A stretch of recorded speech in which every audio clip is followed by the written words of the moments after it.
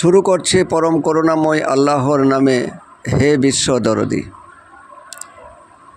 আজ কবরের আযাব সম্বন্ধে আপনাদের সঙ্গে কিছু খোলামেলা কথা আলোচনা করব।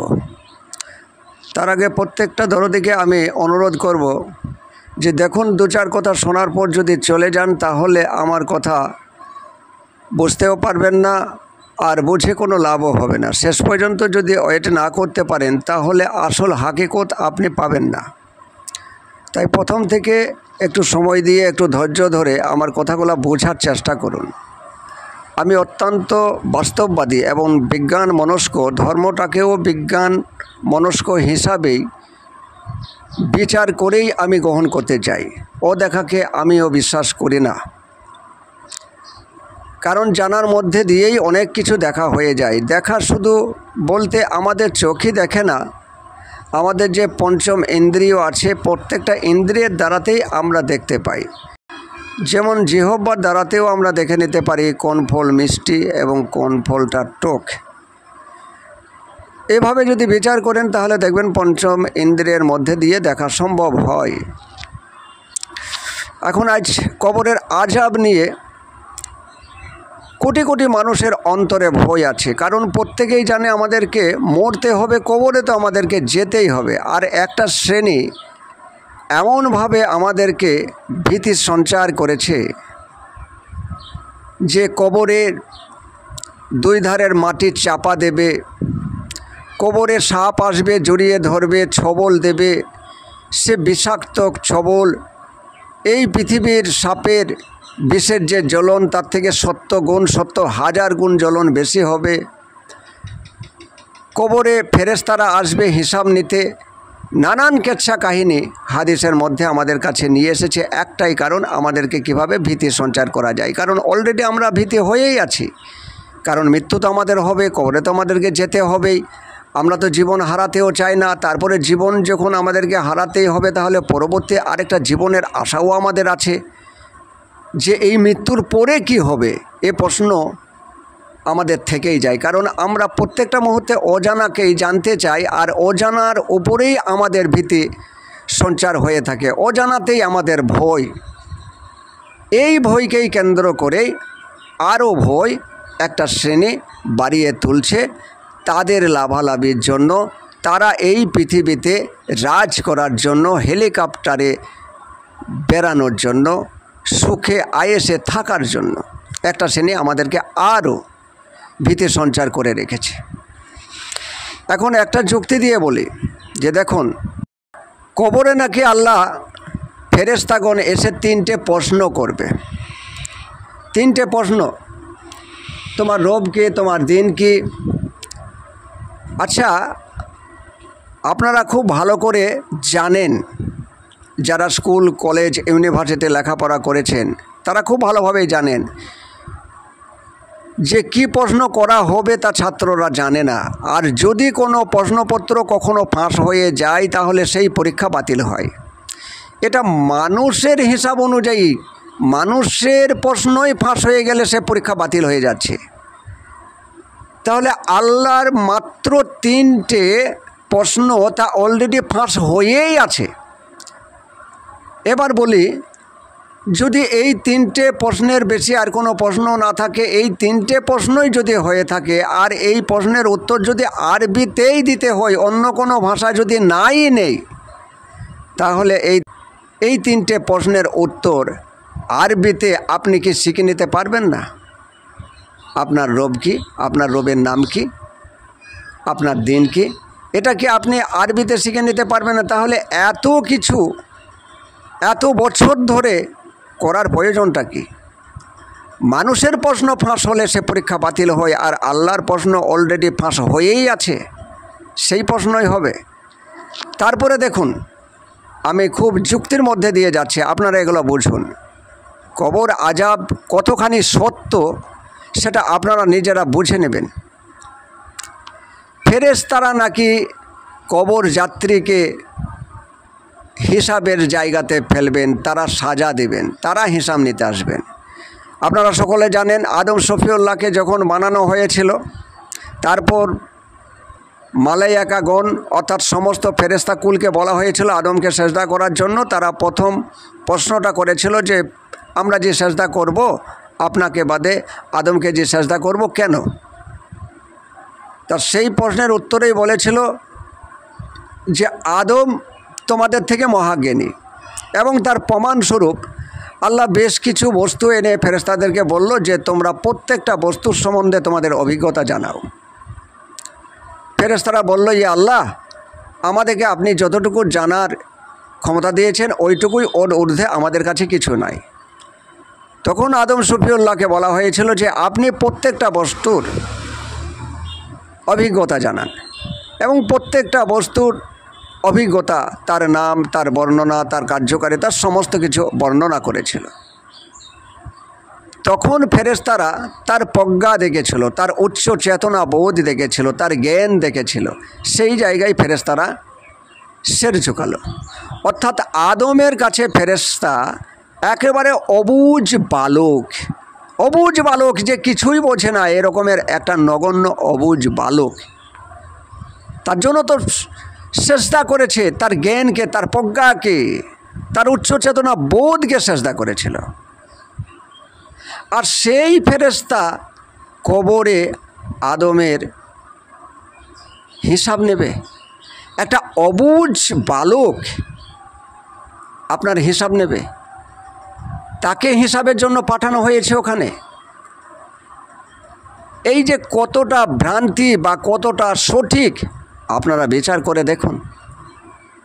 গোর আজাব, কবর আজাব নিয়ে আতঙ্ক আমাদের মধ্যে, এবং এ নিয়ে অনেক গান, গজল, অনেক ভাষণ, অনেক ওয়াজ মাহফিল হয়েই থাকে। কারণ আমরা আতঙ্কিত হয়েই আছি। আমরা সকলেই জানি আমাদেরকে মৃত্যুবরণ করতে হবে, কবরে যেতে হবে, কবরে আমাদের শেষ ঠিকানা। আপনারা আরও দেখবেন বড় বড় শহর, যেমন বোম্বের মতো একটা শহর, যদি কেউ ওখানে গিয়ে থাকেন বা কখনো কোনো অভিজ্ঞতার মধ্যে দিয়ে যদি শুনেও থাকেন, প্রতি 40 দিন অন্তর একটা কবর থেকে তার হাড় গোড় ফেলে আবার নতুন কবর সেখানে দেওয়া হয়, এবং প্রত্যেকটা লাশ পিছু কবর দিতে ওই গোরস্থানের যারা দেখভাল করে, যে মালিক আছে, সেই মালিককে প্রত্যেকটা লাশ পিছু কখনো 10,000, কখনো 15,000, কখনো 20,000, অনেকটা ক্যাটাগরির ওপরে এই বিষয়গুলি থাকে। সবথেকে নিম্নমানের যে কবর, সেটা হচ্ছে 40 দিন অন্তর কবর চেঞ্জ হচ্ছে। 40 দিন আগে যাকে কবর দেওয়া হয়েছে তার দেহটা মাটিতে খেয়ে নিয়েছে, তা মাটি হয়ে গেছে, তার হাড় এখনও মাটি হয়নি, ওই হাড়গুলা ওখান থেকে তুলে ফেলে দেওয়া হচ্ছে, আবার নতুন আরেকটা লাশকে ওখানে দাফন কাফন করিয়ে দেওয়া হচ্ছে। আমরা খুব ভালোভাবেই জানি এ দেহ পচে যাচ্ছে, মাটির দেহ মাটি হয়ে যাচ্ছে। এ দেহের মধ্যে যে পানি আছে সে পানিতে গেল, মাটি সে মাটিতে গেল, তাপ সে তাপে গেল, বাতাস সে বাতাসে মিশে গেল, দেহের অস্তিত্ব শেষ হয়ে গেল। হয়তো আপনারা বলবেন তাহলে মৃত্যুর পর কি আর কিছুই নাই? দেখুন, এই মৃত্যুর পর কি আছে না আছে, এই বিষয়টি যদি আমি সোশ্যাল মিডিয়ায় খোলসা করতে যাই তাহলে অনেক ব্যক্তির অনেক জায়গায় অনেক কিছু অসুবিধা ঘটতে পারে, অনেক বিশ্বাসে আঘাত লাগতে পারে। আবার যারা প্রকৃত বুঝমান, প্রকৃতপক্ষে যারা সত্য জানতে চায়, সত্যের অনুসন্ধানকারী বা প্রকৃত প্রজ্ঞাবান, জ্ঞানী, উচ্চ চেতনা বোধ, তারা অলরেডি জানেন। মূল সত্যটাই হচ্ছে যে দেখুন, এই যে দেহ মন, আমাদের যে শরীর অহং বা আমাদের যে চিন্তা বুদ্ধি, এর সবই তো প্রাকৃতিক। আমাদের মন প্রাকৃতিক, আমাদের চিত্ত প্রাকৃতিক, আমাদের বুদ্ধি প্রাকৃতিক। বলুন, পশুদের মধ্যে কার বুদ্ধি নাই? যেটা সচরাচর নিম্নমানের বুদ্ধি বা স্টোরেজ, যেটাকে চিত্ত বলা হয়, যে স্টোরেজ, যেখানে অভিজ্ঞতার সঞ্চয় থাকে, পশুদের মধ্যে কার নাই? আপনি একটা কুকুরকে মারুন, খুব ভালো করে মারুন, আপনাকে কিন্তু চিনে রাখবে। আবার যখন আপনার বাড়িতে ওই কুকুর আসবে, আপনাকে দেখলে কিন্তু ও ভয় পাবে। অর্থাৎ অভিজ্ঞতার সঞ্চয় ওর মধ্যে হয়ে আছে, ওর মধ্যেও কিন্তু চিত্ত আছে, স্টোরেজ আছে, ওরও ভালো লাগা খারাপ লাগা আছে, ওর মধ্যেও আনন্দ আছে, ওর মন আছে, এবং ওর একটা বুদ্ধিও আছে। এগুলো তো আপনারা দেখতে পান। কিন্তু উচ্চ যে চেতনা আপনাকে দান করা হয়েছে, যেটাকে রূপ উৎকার করা বলা হয়েছে, উচ্চ চেতনা,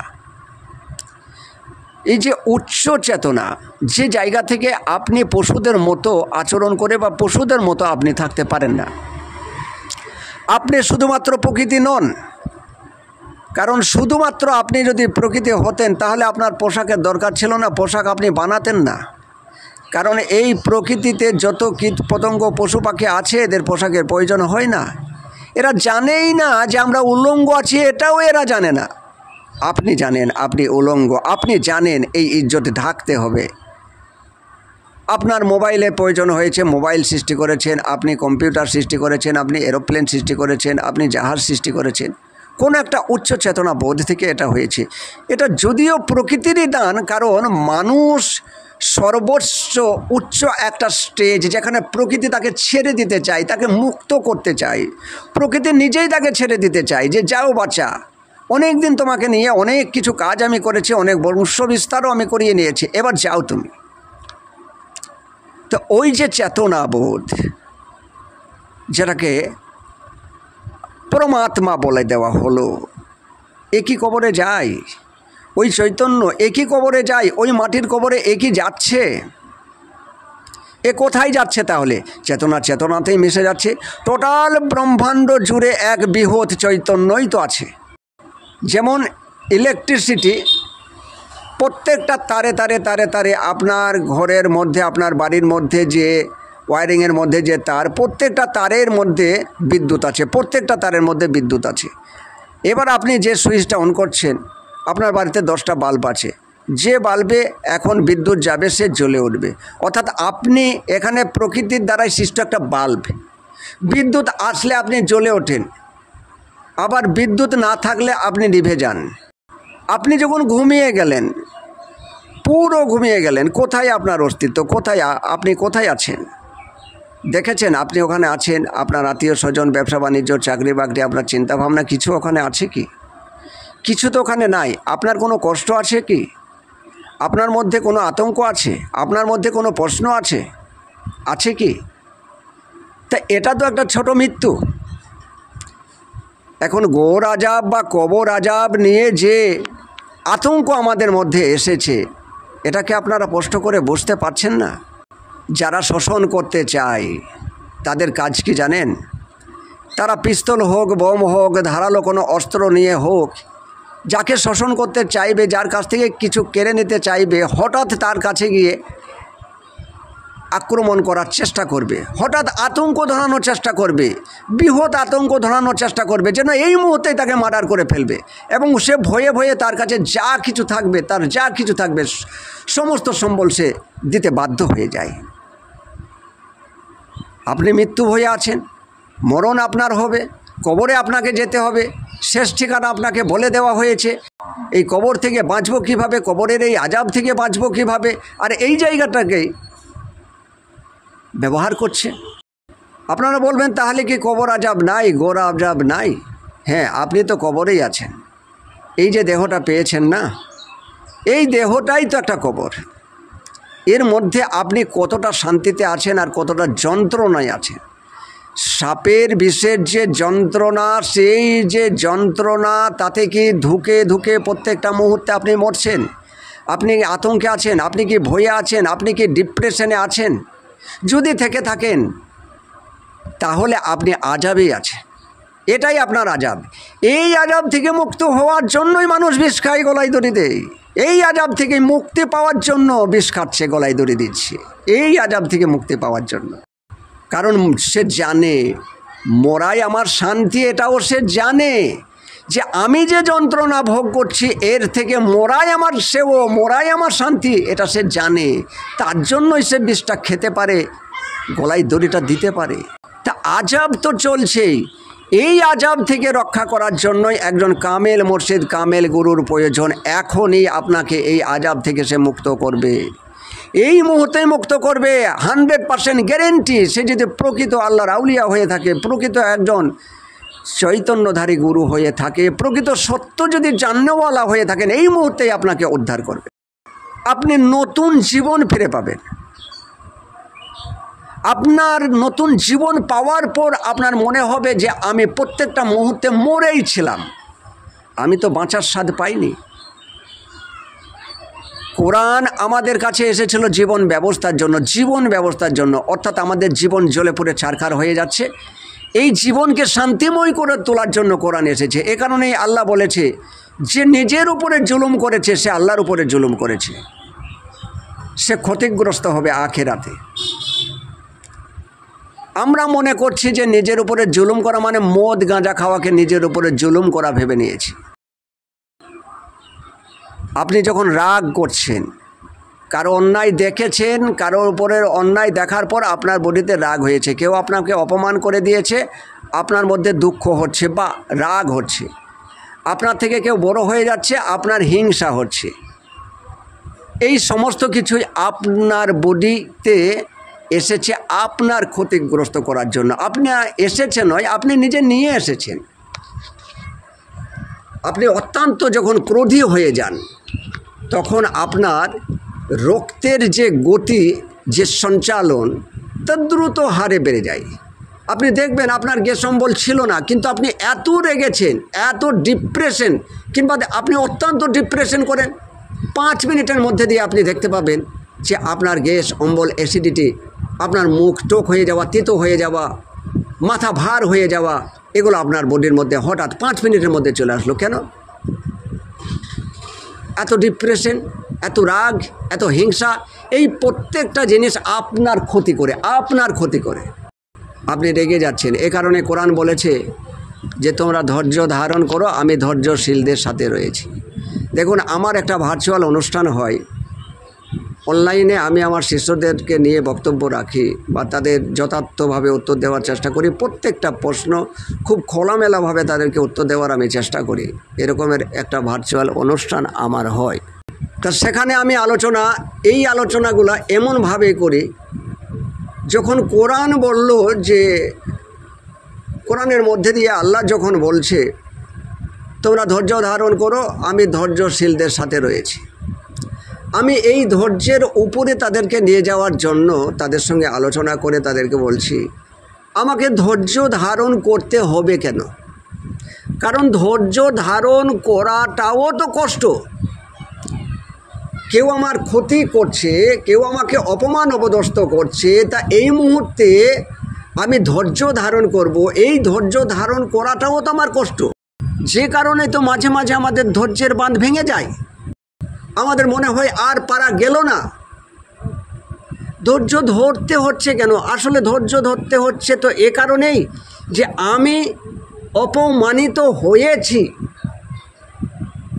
যে আমাকে অপমান করেছে ওই অপমানিত বোধ আমার ভিতরে আমি নিয়ে ফেলেছি। আমি রেগে গেলাম, অর্থাৎ আমি বিচার বিশ্লেষণ করে দেখেছি সে আমাকে রাগের কথা বলেছে, এ কারণে তাদের দোষ দিই, তাদের উপরে আমরা ক্ষিপ্ত হইতো যে ও যদি এই কথা না বলতো তাহলে তো আমি রাখতাম না, ও যদি আমার এই ক্ষতি না করতো তাহলে তো আমি রাখতাম না। দেখুন দরদে, যারা ক্ষতি করছে বা যারা এরকমের আপনাকে অপমান করছে বা আপনার ক্ষতি করে দিচ্ছে, আপনাকে জ্বালিয়ে তুলছে, এরা প্রত্যেকে অবুঝ। আপনি যখন চেতনার ঊর্ধ্ব গগনে চলে যেতে পারবেন তখন আপনার আর রাগ আসবে না, আপনাকে আর ধৈর্য ধারণ করতে হবে না। কারণ ধৈর্য ধারণ করাটাও কষ্ট। ধৈর্য ধরতে পারলে পরে তার ফলস্বরূপ আপনি ভালোই পাবেন, রেজাল্টটা আপনার ভালোই হবে। আপনি ধৈর্য ধরেছেন, পরের যে ফল আসবে তা ভালো আসবে। কিন্তু যখন ধৈর্য ধরলেন তখন তো আপনার কষ্ট, এই কষ্টই বা আপনার হবে কেন? এই যন্ত্রণাটাই বা আপনার হচ্ছে কেন? আপনি কি ধৈর্যের উপরে যেতে পারেন না? একটা 2 বছরের ছেলে আর একটা 2 বছরের ছেলেকে যদি মারে তো সেও দেখবেন তাকে মারবে, কারণ 2 বছরের ছেলের মার 2 বছরের ছেলেকে লাগে। কিন্তু দুজনে তো অবুঝ বালক। ওই অবুঝ 2 বছরের বালক আপনাকে মারলে আপনার কি লাগবে? আপনি কি রাখবেন? আপনি কি অপমানিত বোধ করবেন? যেহেতু একটা লাঠিও মারে আপনি অপমানিত বোধ করবেন না। কেন করবেন না? কারণ ও হচ্ছে অবুঝ বালক। তাহলে এই পৃথিবীর বুকে আপনি যাদের বয়স দেখছেন 30, 40, 50, তারা আপনাকে অপমান করছে বা আপনাকে হেনস্থা করার চেষ্টা করছে, আপনার ক্ষতি করার চেষ্টা করেছে, এরা প্রত্যেকে ওই 1.5-2 বছরের একটা অবুঝ বালক। আপনি চেতনার ঊর্ধ্ব জায়গায় যেতে পারলে আপনাকে আঘাত করতে পারতো না, আপনাকে আঘাত লাগতো না। এই যে আঘাত করতে, এই আঘাতই তো যন্ত্রণা, এটাই গো আযাব। এই গড় আজাব থেকে মুক্ত হতে গেলে আপনাকে একটা চেতন গুরুর কাছে যেতে হবে, এই মুহূর্তে মুক্ত হতে হবে। আল্লাহ স্পষ্টভাবে বনি ইসরায়েলের করে বলেছে, এহ জগতে যিনি অন্ধ পর জগতে তাকে অন্ধ হয়ে উঠতে হবে। অর্থাৎ এ জগতে যে শান্তি পেল না, পরজগতে সে শান্তি পাবে না। এ জগতে আল্লাহর নূর যে দর্শন করলো না, পরজগতে সে দেখতে পাবে না। এ জগতে যে নিজেকে জানলো না, চিনলো না, পরজগতে সে নিজেকে খুঁজে পাবে না। এ জগতে যে বেহেশতে থাকলো না, পরজগতে সে বেহেশত পাবে না। এটাই তো আল্লাহ ওই কথার মধ্যে দিয়ে এত কথাই বলতে চেয়েছেন। না হলে আপনারা দেখে নিন, এই যে যারা আমরা কিন্তু আপনারা দেখে নিন, এই যে এত আলেম, এদের মধ্যে কি আপনারা রাগ দেখেন না, হিংসা দেখেন না? এরা কি অন্যায় করে না? এরা কি সুদ খাচ্ছে না? এরা কি বলাৎকার করছে না? এরা কি ধর্ষণ করছে না? এরা কি ওজনে কম দিচ্ছে না? এরা কি মানুষকে ঠকাচ্ছে না? এরা কি মারামারি হানাহানি করছে না? একটু সমাজের দিকে লক্ষ্য করে দেখুন তো। যদি এরা এগুলাও করে এবং নামাজও পড়ে, আর সেই নামাজ যদি তাকে বেহেশতে নিয়ে যায়, মৃত্যুর পর আসমানে থাকা কোনো একটা বেহেশতে নিয়ে যায়, তাহলে প্রত্যেকটা আলেম ওই বেহেশতে যাবে। আচ্ছা, প্রত্যেকটা আলেম ওই বেহেশতে গেলে কি সেখানে কি আর বেহেশটা কি বেহেশত থাকবে? অর্থাৎ শান্তির ওই আলোই কি আর শান্তির আলোই হয়ে থাকবে, নাকি সেখানেও হানাহানি, মারামারি, জুয়োর চুরি সমস্ত কিছু চলতে পারে? খুব ভালো করে বুঝুন তো, এগুলা খুব ভালো করে লক্ষ্য করুন তো। তা গোর আজাবের যে কাহিনী, যে হাদিস আমাদের কাছে নিয়ে আসা হয়েছে, যে আমাদেরকে সাপে দংশন করবে, আমাদেরকে কবরের মাটি আমাদেরকে চেপে ধরবে, ও সাপে দংশন করেও ওখানে কিছু পাবে না, মাটিতে চাপা দিয়েও কিছু পাবে না। কারণ আমরা তো জানি অনেক কবর তো ভেঙে পড়েই যায়, চাপা তো পড়েই। আবার মাঝে মাঝে আগুন ধরে সে আগুনে পুড়িয়েও ওখানে কিছু পাবে না, কারণ ওখানে আমি যাইনি বা আপনারাও ওখানে যাবেন না, আপনারাও যাবেন না। এই যে দেহত্যাগ শব্দটা আসলো কেন? অর্থাৎ দেহ ত্যাগ করে আপনি যেখানে যাবার সেখানে আপনি চলে গেছেন অলরেডি। এই দেহতে আপনার আর জায়গা নাই। এটা আপনার কাছে একটা পোশাক স্বরূপ ছিল, এটা ব্যবহার করেছিলেন, এটাকে মাটিতে পুঁতে দেওয়া হবে। কেউ মাটিতে পুঁতে দেবে, কেউ আগুন দিয়ে পুড়িয়ে দেবে। আবার ধরুন কেউ হয়তো কবরস্থ করতে পেল না, হয়তো মাছে অনেকজনকে খেয়ে নেই, বাঘে অনেকজনকে খেয়ে নেই, সেগুলো তো তাদের পায়খানা হয়ে বেরিয়ে আসে। বলবেন আল্লাহ সব পারে। ওই যারা শোষণ করবে তারাই কোনো দলিল দিয়ে, তারাই কোনো হাদিসের গ্রন্থ দিয়ে আপনাকে বলবে যে আল্লাহ সব পারে। আল্লাহ সব পারে, তা আল্লাহ আপনার মনের শান্তিটা দিতে পারে না? আপনি যে জ্বলন ফিল করছেন, এই জ্বলনটা সে ঠান্ডা করতে পারে না? আপনার একটা দুটো সন্তান আছে, আপনি পিতামাতা, আপনার সুখের যত্ন আপনি কত কিছু চেষ্টা করছেন, আপনি না খেয়ে তাকে খাওয়াচ্ছেন, আপনি পোশাক না পরে তাকে পরাচ্ছেন, আপনি কত যত্নে রেখেছেন। আমরা তো সকলেই আল্লাহর সৃষ্টি, তাহলে আল্লাহ আমাদেরকে কেন কষ্ট দিচ্ছে? তো এটা কি আল্লাহ কষ্ট দিচ্ছে, নাকি আমরা নিজেদের কর্মদোষে কষ্ট পাচ্ছি?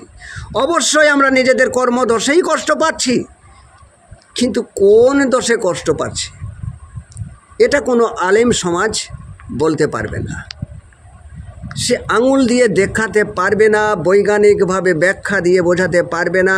তারা ধর্মান্ধ, আপনিও একটা অন্ধ। তাই মৃত্যুর ভয়ে, কবরের আযাবে ভয়ে প্রত্যেকটা দিনে আপনি ভীত সন্ত্রস্ত হয়ে বাঁচার যে স্বাদ তা আপনি ভুলে গেছেন।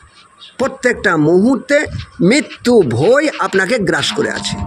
আপনার সামনে যেন সাইনবোর্ড টাঙানোই আছে এবং সেখানে উজ্জ্বল অক্ষরে লেখাই আছে আপনার মৃত্যু হবে, আপনি কবরে যাবেন, আপনার কবর আযাব হবে।